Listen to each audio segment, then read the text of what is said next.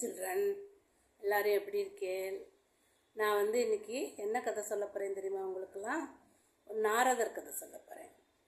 நாரதர்னால் உங்களுக்கெல்லாம் தெரியுமோனோ? நாரதா கலகப்பிரியா அப்படின்பா. நாரதர் கலகம் நன்மையில் முடியும்பா. நாரதர் எங்கே போனாலும் கலகம் பண்ணிவிடுவார். ஏதாவது ஒரு கலகத்தை பண்ணிட்டு சைலண்ட்டாக திரும்பி போயிடுவார். ஆனால் அவர் பண்ணுற கலகமெல்லாம் எப்படி இருக்கும்? நல்லதாக தான் நடக்கும். எல்லாருக்கும் நல்லது தான் நடக்கும். இன்றைக்கி நாரதரோட முன்பிறவி, போன ஜென்மம் அவர் எப்படி இருக்காருங்கிறத நம்ம இப்போ பார்ப்போம். நாரதர் போன ஜென்மாவில் ஒரு வேலைக்காரியோட குழந்தையாக பிறக்கிறார். அந்த வேலைக்காரி ஒரு கிராமத்தில் ஒரு இதில் வேலை பண்ணிட்டு இருக்கா. அப்போ ரொம்ப மழை காலம் வந்துடுறது. மழை காலம் வந்தபோது அந்த ஊருக்கு நிறைய சாதுக்கள்லாம் வரா. இந்த சாதுக்கள்லாம் என்ன பண்ணுவா? மழையும் போது ஒரே இடத்துல கேம்ப் போட்டுட்டு இருந்துருவா. வேறு எங்கேயுமே போகமாட்டா. அதை நம்ம சாதுர்மாசிய விரதம் அப்படின்னு சொல்லுவோம். அந்த மழை காலம் 4 மாதமும் அவள் அங்கேயே இருப்பாள். அப்போ இந்த குழந்தையோட அம்மா என்ன பண்ணுறா? அவளுக்கு போய் ஒத்தாசையெல்லாம் பண்ணிட்டு, அவளுடைய இதெல்லாம் பண்ணிட்டு, அவளுக்கு என்ன வேணுமோ சமையல் பண்ணி கொடுத்துக்கிண்டு, அதுக்கப்புறம் அவள் துணிமணியெல்லாம் துவைச்சுண்டு, அவள் சாப்பிட்ட பாத்திரத்தெல்லாம் தேய்ச்சி கிளம்பி அவள் அந்த மாதிரி பண்ணிட்டுருக்கா அவள் அம்மா. அப்படி இருக்கும்போது இந்த குழந்தையும் என்ன பண்ணுறது? அம்மாவோடையே பின்னோட போய் அவளுக்கு ஹெல்ப் பண்ணி அவளோட கதையெல்லாம் கேட்டுக்கிண்டு, அவளோட பஜனை பண்ணிக்கிண்டு, அவள் என்ன பண்ணுறாங்கிறத பார்த்துட்டு இருக்க இந்த குழந்தைக்கு என்ன ஆகுது? ஒரு மாதிரி அந்த இதாகிடுது. அந்த சாமிகிட்ட ஒரு பக்தி வந்துடுது. அவளை மாதிரி நம்மளும் பக்தியாக இருக்கணும், நல்ல ஞானத்தோடு இருக்கணும் அப்படின்னெல்லாம் ஒரு சின்ன வயசுலேயே அந்த எண்ணம் வந்துடுறது. ஸோ அந்த குழந்தை என்ன பண்ணுறது? அவளோட போகிறது, அவள் குளிக்க போகிறது, அவளுக்கு போய் ஹெல்ப் பண்ணுறது, அவள் துணிமணியெல்லாம் எடுத்துகிட்டு போகிறது எல்லாம் பண்ணிட்டுருக்கு.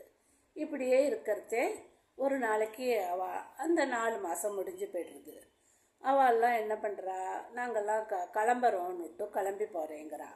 அப்போ இந்த குழந்தை போய் அம்மாட்ட சொல்லுது, அம்மா எனக்கு இந்த எப்போதும் இவா மாதிரியே நாராயண சோஸ்திரம் பண்ணணும், அவரோட கதையை கேட்கணும், அவரோட பஜனையை பண்ணணும்னு எனக்கு ஆசையாக இருக்குது.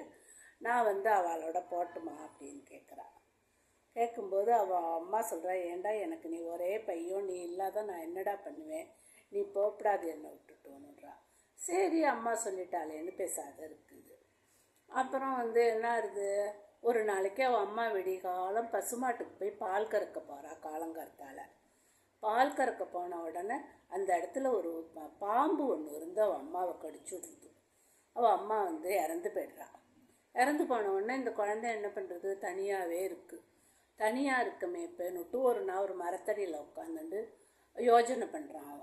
அவன் அம்மாவும் இல்லையே இப்போ நம்ம இந்த மறுபடியும் போய் பகவானை தியானம் பண்ணலாமா அப்படின்னுட்டு ஒரு இடத்துக்கு போகிறான். போய் அங்கே உட்காந்துட்டு பகவானை தியானம் பண்ணிகிட்டே இருக்கான். தியானம் பண்ணின உடனே பகவான் என்ன பண்ணுறார்? நாராயணர் மகாவிஷ்ணு என்ன பண்ணுறார்?